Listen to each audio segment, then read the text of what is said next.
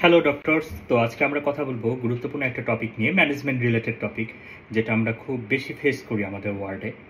আমাদের মেডিসিন ওয়ার্ডে যে পেশেন্টগুলো ভর্তি হয় তাদের মধ্যে কিন্তু অন্যতম একটা পোর্শন থাকে সেপসিসের পেশেন্ট, এবং এর মধ্যে বেশ খানিকটা পেশেন্ট থাকে, বিশেষ করে যারা ম্যালিগনেন্সির পেশেন্ট বা হেমাটোলজিক্যাল ম্যালিগনেন্সির পেশেন্ট। এদের মধ্যে একটা অংশ থাকে নিউট্রোপেনিক সেপসিসের পেশেন্ট, অর্থাৎ এক্ষেত্রে তাদের নিউট্রোফিল কাউন্ট কমে গিয়ে 500 পার মাইক্রোলিটারের নিচে নেমে আসে। তো এটা একটা ভয়াবহ কন্ডিশন, কারণ আমরা জানি যে নিউট্রোফিল বিশেষ করে দুটো ইনফেক্টিভ এজেন্টের এগেনস্টে খুবই ভালো কাজ করে, প্রধানত ব্যাকটেরিয়া এছাড়া ফাঙ্গাস। তো প্রধানত ব্যাকটেরিয়া এবং এছাড়া ফাঙ্গাস, এই দুটো অর্গানিজমের এগেনস্টে কিন্তু আমরা নিউট্রোফিল থেকে খুব ভালো একটা প্রোটেকশন পেয়ে থাকি। কিন্তু যখন এই নিউট্রোফিল কাউন্ট কমে যাচ্ছে তখন মাথাচাড়া দিয়ে উঠতে থাকে আমাদের এই ব্যাকটেরিয়া এবং ফাঙ্গাসগুলো, এবং সেক্ষেত্রে আমাদের চয়েস করতে হয় জুডিশিয়াস অ্যান্টিবায়োটিক এই ব্যাকটেরিয়া এবং ফাঙ্গাসের এগেনস্টে যুদ্ধ করার জন্য। তো এখন প্রশ্ন হলো, এক্ষেত্রে আমরা কোন অ্যান্টিবায়োটিকটা চয়েস করব এই নিউট্রোপেনিক সেপসিসের একটা পেশেন্টকে ভিরুলেন্ট কোনো ইনফেকশনের হাতের থেকে, মারাত্মক কোনো ইনফেকশনের হাত থেকে রক্ষা করার জন্য। তো তখন আপনাকে চিন্তা করতে হবে যে আমাদের ব্যাকটেরিয়াগুলো কোন কোন টাইপের আছে, নর্মালি কোন কোন টাইপের ব্যাকটেরিয়া দিয়ে মানুষ ইনফেক্টেড হয়। দ্বিতীয়ত, কোন অ্যান্টিবায়োটিক সবচেয়ে বড় স্পেকট্রামের ব্যাকটেরিয়াকে কভার করছে। তো ম্যাক্সিমাম ক্ষেত্রে যে ব্যাকটেরিয়াগুলো আমাদের বডিতে ইনফেকশন করে, এর মধ্যে গ্রাম নেগেটিভ ব্যাকটেরিয়া আছে অনেক, গ্রাম পজিটিভ ব্যাকটেরিয়াও আছে।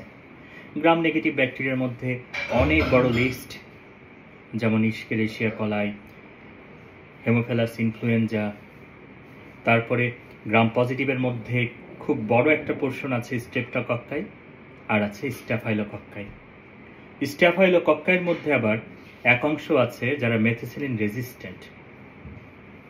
এছাড়া মানে গ্রাম পজিটিভ গ্রাম নেগেটিভের কথা তো বললাম, যে গ্রাম নেগেটিভের মধ্যে আছে বেশ ভালো একটা স্পেকট্রামের ব্যাকটেরিয়া, এর মধ্যে সালমোনেলা, তারপরে ইস্কেরিশিয়া কলাই, হেমোফিলাস ইনফ্লুয়েঞ্জা, নেইশেরিয়া, এগুলো কিন্তু এই গ্রাম নেগেটিভ ব্যাকটেরিয়াগুলোর মধ্যে পড়েছে। আর গ্রাম পজিটিভের মধ্যে পড়েছে স্ট্রেপ্টোকক্কাই আর স্ট্যাফাইলোকক্কাই।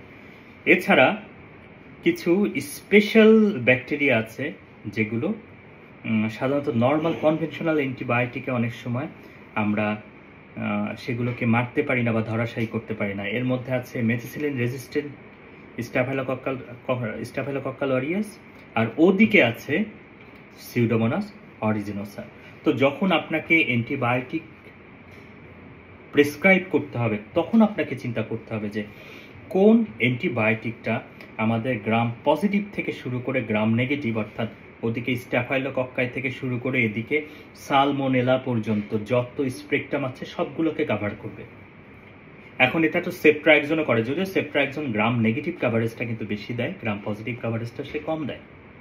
গ্রাম পজিটিভ কাভারেজের মধ্যে স্ট্রেপ্টোকক্কাই, স্ট্যাফাইলোকক্কাই সাপোর্টটা তো একদমই কম পায় সেপ্ট্রাএক্সনের থেকে। তো এই ক্ষেত্রে তার মানে আপনি যদি একটা নিউট্রোপেনিক সেপসিসের পেশেন্টকে সেপ্ট্রাএক্সন দেন, এটা খুব একটা ভালো কম্বিনেশন কিন্তু না। সো আপনি সেপ্ট্রাএক্সন দিবেন না। হ্যাঁ, ও গ্রাম নেগেটিভ কাভারেজটা ভালো দিচ্ছে, কিন্তু ওইদিকে সিউডোমোনাসকে কভার করতে পারতেছে না, এদিকে স্ট্যাফাইলোকক্কাইকে ভালো কভার করতে পারে না, স্ট্রেপ্টোকক্কাইকে টেনে টুনে কভার দেয় আর কি।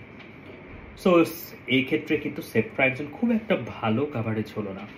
তো এই ক্ষেত্রে অ্যামোক্সিসিলিন যদি আপনি দেন, একই কথা।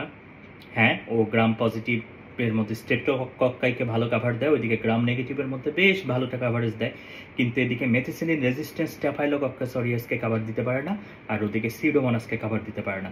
কিন্তু ডেবিলেটেড যে পেশেন্টগুলো থাকে বা উইকেন ইমিউনোসাপ্রেস যে পেশেন্টগুলো থাকে, এরা আবার মেথিসিলিন রেজিস্ট্যান্ট স্ট্যাফ অরিয়াস আর সিউডোমোনাস দিয়ে ইনফেক্টেড হওয়ার সম্ভাবনা বেশ বেড়ে যায়। তো এই স্পেকট্রাম এমন একটা অ্যান্টিবায়োটিক তাহলে আমাদের চয়েস করতে হবে যেটা অ্যাটলিস্ট সিউডোমোনাসকেও কভার করবে, গ্রাম পজিটিভ গ্রাম নেগেটিভের সাথে সাথে সিউডোমোনাসকেও কভার করবে। এবং এক্ষেত্রে আমাদের হাতে আসে সবচেয়ে অ্যাভাইলেবল একটা অ্যান্টিবায়োটিক এখন আমরা বলতে পারি, সেটা হলো মেরোপেনাম। মেরোপেনাম কি করে, এদিকে গ্রাম পজিটিভ থেকে স্টাফাইলোকক্কাই থেকে শুরু করে একদম গ্রাম নেগেটিভ যত ব্যাকটেরিয়া আছে সবাইকে কভার করে, অ্যাডিশনালি সে কিন্তু কাকে কভার দিচ্ছে, সিউডোমোনাসকে কভার দিচ্ছে। কিন্তু even the mighty meropenem can't combat against methicillin resistant staphylococcus.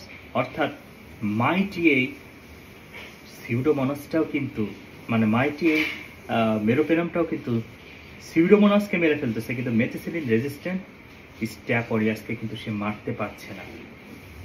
তো সেক্ষেত্রে আমাদের অনেক সময় যদি আমরা সন্দেহ করি যে এটা স্ট্যাপ অরিয়াস হতে পারে, সেক্ষেত্রে আমাকে এক্সট্রাভাবে ভ্যানকোমাইসিন অ্যাড করে দিতে হয়। তো মেরোপেনাম আমরা ওয়ার্ডে সবচেয়ে ভালো একটা ভালো একটা ড্রাগ হতে পারে নিউট্রোপেনিক সেপসিসে দেওয়ার জন্য, কিংবা আরও বাজারে পাওয়া যায় ট্যাজোবেকটাম পাইপারসিলিন কম্বিনেশন। এটাও পুরোপুরি আপনার ওদিকে মেথিসিলিন রেজিস্ট্যান্স স্ট্যাপ অরিয়াস থেকে শুরু করে গ্রাম পজিটিভ গ্রাম নেগেটিভ এবং এদিকে সিউডোমোনাস পর্যন্ত কিন্তু কভার করে দেয়। তো আমাদের পার্সপেক্টিভ থেকে চিন্তা করলে মেরোপেনিন এখানে বেস্ট চয়েস। এখন পেশেন্ট যদি খুবই গরিব হয় সেক্ষেত্রে কি করবেন? খুবই গরিব হতদরিদ্র, মেরোপেনেমের মতো একটা এক্সপেন্সিভ অ্যান্টিবায়োটিক পেশেন্টের কিনে ব্যবহার করার মতো ক্ষমতা নেই। সেক্ষেত্রে আপনি কি করবেন? আপনাকে তো সিউডোমোনাস কাভারেজ দিতে হবে, অবশ্যই সিউডোমোনাস কাভারেজ দিতে হবে আপনাকে। সেক্ষেত্রে কোন অ্যান্টিবায়োটিকটা দেবেন?